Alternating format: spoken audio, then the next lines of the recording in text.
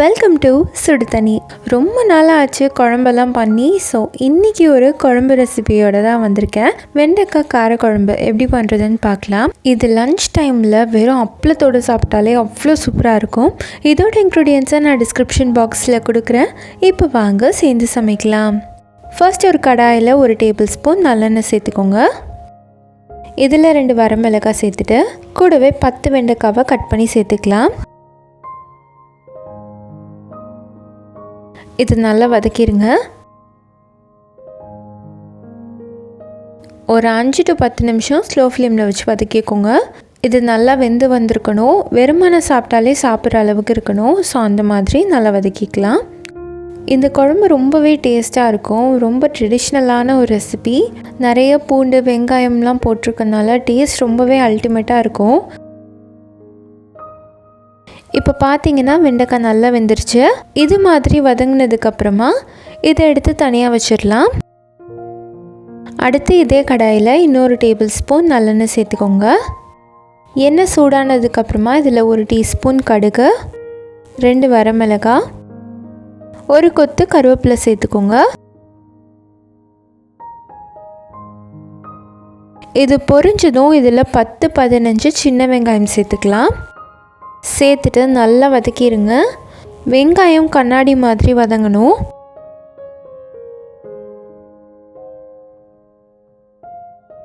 இப்போது இது லைட்டாக கலர் சேஞ்ச் ஆகி வரும்போது இதில் 15 பல் பூண்டு சேர்த்துக்கலாம். குட்டி குட்டி பூண்டாக இருக்கனால நான் 15 பல் எடுத்திருக்கேன். பெருசாக இருந்துச்சுன்னா ஒரு 7-8 சேர்த்துக்கோங்க. பாதியாக கட் பண்ணி சேர்த்துக்கோங்க. சேர்த்துட்டு நல்லா வதக்கிடலாம். இப்போது பூண்டு வெங்காயம் ரெண்டுமே நல்லா வதங்கிடுச்சு. இந்த மாதிரி வதங்கினதுக்கப்புறமா இதில் 1/4 டீஸ்பூன் மஞ்சள் தூள், 2 டீஸ்பூன் சாம்பார் மிளகாய் தூள் சேர்த்துக்கலாம். உங்கள்கிட்ட இல்லை அப்படின்னா 1 டீஸ்பூன் மிளகாய் தூள், 1 டீஸ்பூன் மல்லித்தூள் சேர்த்துக்கோங்க. இதோட 3/4 டீஸ்பூன் உப்பு, 1/4 டீஸ்பூன் பெருங்காயத்தூள் சேர்த்துட்டு நல்லா மிக்ஸ் பண்ணி விட்டுடலாம். இது கூட கொஞ்சமாக தண்ணி தெளிச்சுக்கோங்க. அப்போ அடி பிடிக்காமல் இருக்கும்.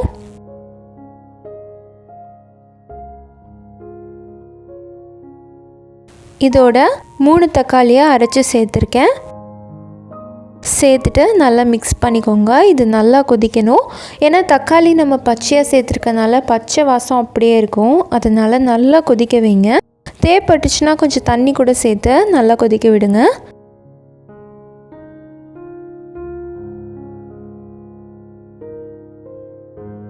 இப்போ பார்த்தீங்கன்னா இதோட பச்சை வாசம்லாம் போய் நல்லா ரெடி ஆகிடுச்சு. இந்த அளவுக்கு இது கொதிச்சதுக்கப்புறமா இதில் ஒரு சின்ன எலுமிச்சம்பழம் அளவு புளி எடுத்து கரைச்சி வச்சுருக்கேன். அந்த கரைசலை சேர்த்துடலாம். புளி கரைசலை சேர்த்துட்டு திருப்பி நல்லா ஒரு 5 நிமிஷம் கொதிக்க விடுங்க. இந்த மாதிரி இது கொதித்து வந்ததுக்கப்புறமா இதில் நம்ம ஆல்ரெடி வதக்கி வச்சுருக்க வெண்டைக்காயை சேர்த்துடலாம். சேர்த்துட்டு ஒரு 5-7 நிமிஷம் நல்லா கொதிக்க விடுங்க.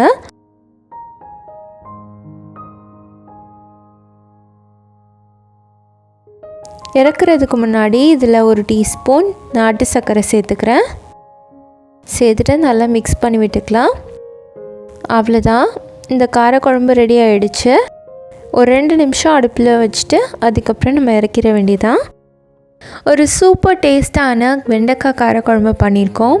இதை சாப்பிட்டிங்கன்னா உங்கள் டேஸ்ட் பட்ஸ் எல்லாம் எந்திரிச்சு ஆட ஆரம்பிச்சிடும். அந்தளவுக்கு டேஸ்ட்டான ஒரு ரெசிபி.